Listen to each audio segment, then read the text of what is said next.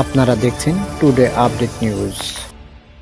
Israel যদি শর্ত না মানে তাহলে আগামী সেপ্টেম্বরের মধ্যে ফিলিস্তিনিকে স্বীকৃতি দেওয়ার ঘোষণা দিয়েছে যুক্তরাজ্য। গেল প্রায় 2 বছর সময় ধরে ফিলিস্তিনের গাজায় যে আগ্রাসন চালিয়ে আসছে ইসরায়েলি বাহিনী, তাতে ফুটে উঠেছে আন্তর্জাতিক শক্তিগুলো। বিশেষ করে জাতিসংঘের অধিবেশনগুলোতে ইসরায়েলের বিরুদ্ধে মানবাধিকার লঙ্ঘন এবং গণহত্যার অভিযোগ তোলা হয়েছে বহুবার।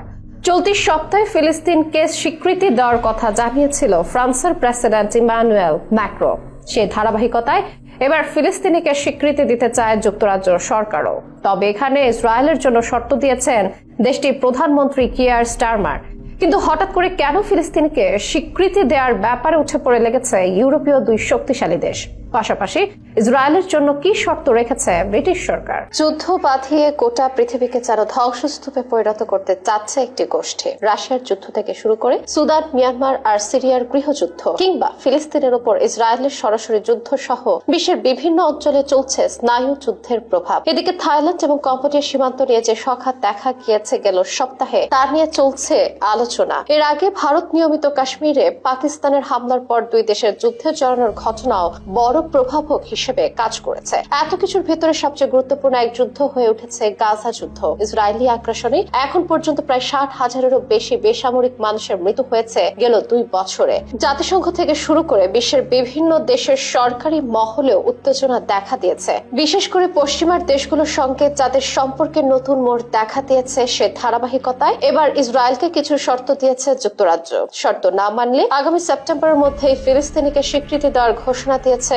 ব্রিটিশ সরকার। গত 29 জুলাই নিজ মন্ত্রিসভার সদস্যদের সঙ্গে আলোচনায় এই কথা বলেছেন যুক্তরাজ্যের প্রধানমন্ত্রী কিয়ার স্টারমার। শর্তগুলোর একটি হলো গাজায় ভয়াবহ পরিস্থিতির অবসানে কার্যকর পদক্ষেপ নিতে হবে ইসরায়েল সরকারকে। এই তথ্য জানানো হয়েছে যুক্তরাজ্য সরকারের এক বিবৃতিতে। ব্রিটিশ প্রধানমন্ত্রী দেওয়া বিবৃতিতে দাবি করা হয়, সেপ্টেম্বরে জাতিসংঘের সাধারণ পরিষদের অধিবেশনের আগে ফিলিস্তিনিকে স্বীকৃতি দেওয়ার কথা বলেছেন স্টারমার। ইসরায়েল গাজায় ভয়াবহ পরিস্থিতির অবসানে পদক্ষেপ না নিলে, যুদ্ধ বিরতিতে না গেলে, পশ্চিম তীরে দখলদারি থামানোর বিষয়ে প্রতিশ্রুতি না দিলে এবং দ্বিরাষ্ট্রীয় সমাধানের জন্য দীর্ঘমেয়াদী শান্তি প্রক্রিয়ার প্রতিশ্রুতি না দিলে এই স্বীকৃতি দেওয়া হবে। এছাড়া বিবৃতিতে আরো বলা হয়, ব্রিটিশ প্রধানমন্ত্রী স্টারমার আবারও জোর দিয়ে বলেছেন, ইসরায়েল এবং হামাসের মধ্যে কোনো তুলনা চলে না। হামাসের প্রতি আমাদের দাবিগুলোয় কোনো পরিবর্তন আসেনি। হামাসকে অবশ্যই সব জিম্মিকে মুক্তি দিতে হবে, যুদ্ধ বিরতিতে সম্মত হতে হবে। এটা মেনে নিতে হবে যে গাজার প্রশাসনে তাদের কোনো ভূমিকা থাকবে না এবং অস্ত্র পরিত্যাগ করতে হবে। গ্রীষ্মকালীন ছুটির মধ্যে গতকাল মন্ত্রিসভার বৈঠক ডাকেন যুক্তরাজ্যের প্রধানমন্ত্রী